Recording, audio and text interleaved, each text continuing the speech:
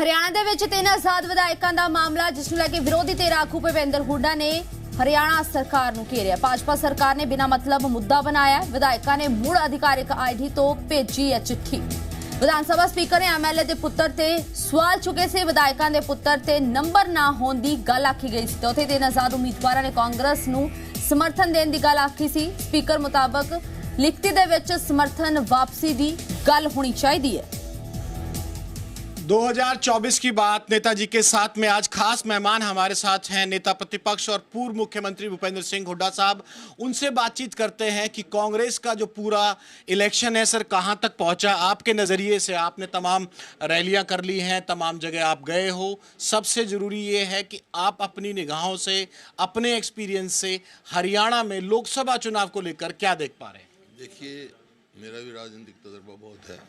जिस प्रकार से हर वर्ग का जन समर्थन मिल रहा है कांग्रेस को, उसके आधार पर मैं कह सकता हूँ कांग्रेस के पक्ष में लहर चल रही है, और जब लहर चलती है तो क्लीन स्वीप हो जाता है।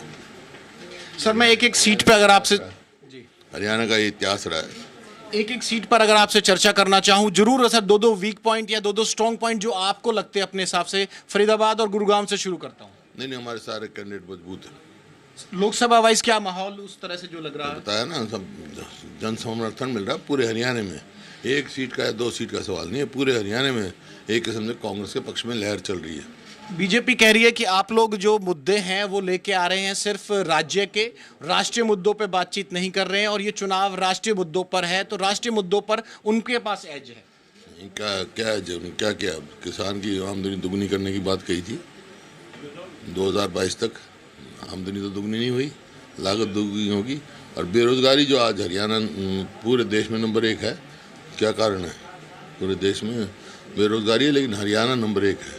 तो कहीं भी कोई नॉन परफॉर्मिंग गवर्नमेंट है, कोई ऐसा नहीं। और लोग मन बना चुके हैं हरियाणा के। कुरुक्षेत्र में जो गठबंधन के जो महागठबंधन के उम्मीदवार हैं उनके लिए आपका प्रचार आज भी जारी रहेगा। वहाँ केजरीवाल साहब भी आए, शायद आज भी आपका कार्यक्रम वहीं का है। नहीं, मैं तो जाऊँगा। आज है कुरुक्षेत्र, सारे सभी जगह जो भी उम्मीदवार बुला रहा है मेरे को, मैं वहाँ जा रहा हूँ। सर एक सवाल, जो 3 विधायकों के साथ सिलसिला शुरू हुआ उसके बाद मैसेज गया कि भाई अल्पमत की सरकार है, लेकिन जो लेटर्स आपके जरिए भेजे गए उस पर सवाल ये उठा रहे हैं कि भाई ये तो ऑफिशियली नहीं भेजे, आपके ऑफिस सेक्रेटरी ने भेज दिए खाली। कोई सवाल नहीं उठा रहा है, ये आप लोगों ने सवाल बनाए हुए हैं। नहीं, बीजेपी कह रही है सर। बीजेपी कह रही है तो मैं बता रहा हूँ कोई सवाल नहीं उठा रहा। गवर्नर के यहाँ से कोई लेटर नहीं आया। गवर्नर के यहाँ जब आप लोगों ने छापा तो उन्होंने अपने ईमेल से भेज दिया। ये तो उन विधायकों ने तो प्रेस कॉन्फ्रेंस में खुला आम कहा था, फिजिकली कह चुके वो। इलेक्शन में सर इसका असर क्या गया? क्योंकि 3 निर्दलीय विधायक जो 4.5 साल तक सरकार के साथ रहे हों, लोकसभा चुनाव से पहले कांग्रेस को समर्थन का दावा करें, तो ये मैसेज कहीं ना कहीं गया लोगों में भी और नेताओं में भी कि अब कांग्रेस की तरफ जो बड़े नेता हैं वो रुख कर रहे हैं। मैं कह रहा हूँ, जब जन भावना देख के ही तो उन्होंने फैसला लिया। ये जन भावना कांग्रेस की ओर है। जन भावना देख के ही उन्होंने वहाँ से अपना समर्थन वापस लिया है और बाहर से कांग्रेस को समर्थन देने का फैसला किया है। वेलकम।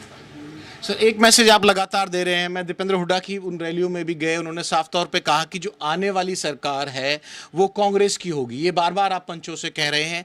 इसको कितना फ़ायदा या इसका कितना असर लोगों के बीच में, वोटर्स के बीच में नज़र आ रहा है? क्योंकि जो निर्दलीय वाली जो चीज़ है वो भी इसी से जोड़कर देखी जा रही है। हरियाणा के लोग मन बना चुके हैं, आने वाली हरियाणा में कांग्रेस की सरकार होगी। एक आखिरी सवाल, कौन से मुद्दों पर आपको लगता है कि ये 9.5 साल की जो सरकार है वो फेल रही और कांग्रेस उससे बेहतर कर सकती है? हर उस पे फेल रही सरकार, चाहे वो किसान हो, चाहे मजदूर हो, व्यापारी हो, कर्मचारी हो। मतलब 2-2 लाख पोस्ट खाली हैं। विफल सरकार है। एक के बाद एक घोटाला किया है।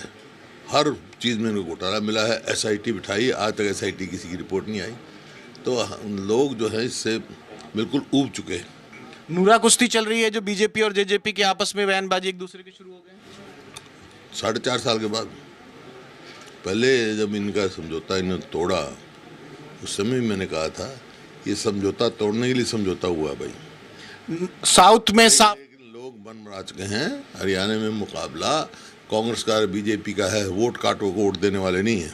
साउथ में साफ, नॉर्थ में हाफ वाला जो सिचुएशन है, 4 राउंड से ज्यादा के जो चुनाव अब तक हो चुके हैं, अब हुड्डा साहब को क्या लगता है? वही लगता है। साउथ में साफ, नॉर्थ में हाफ, बीजेपी का गिर गया ग्राफ। लास्ट सवाल सर, आप देते नहीं हैं आंकड़ा, फिर भी अगर कोई आंकड़ा आप देना चाहें लोकसभा सीटों को लेकर, कोई नंबर अपनी तरफ से प्रेडिक्ट करना चाहें हरियाणा को लेकर सर? मैं जोशी नहीं हूँ, लेकिन जब मैंने कह दिया क्लीन स्वीप भी हो